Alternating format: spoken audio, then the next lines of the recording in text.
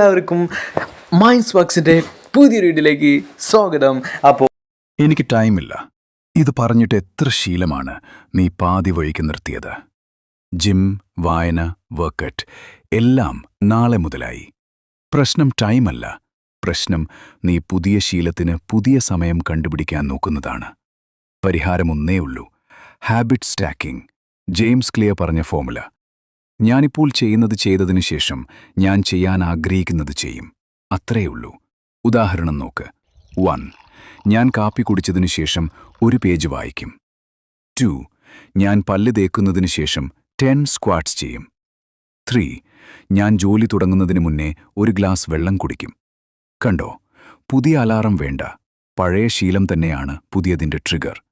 നിന്റെ ബ്രെയിനിന് ഇതിഷ്ടമാവും, കാരണം അത് ഓട്ടോമാറ്റിക്കാണ്. അപ്പോൾ ഇന്നു മുതൽ എക്സ്ക്യൂസ് നിർത്ത്. ഇന്ന് തീരുമാനിക്ക്, ഞാൻ എന്ത് ചെയ്തതിനു ശേഷം എന്ത് ചെയ്യും. നീ ഏത് 2 ശീലമാണ് ഇന്ന് ഒട്ടിക്കുന്നത്? കമന്റിൽ എഴുത്, ഞാൻ ചെക്ക് ചെയ്യും. ഡേ 10 നാളെ.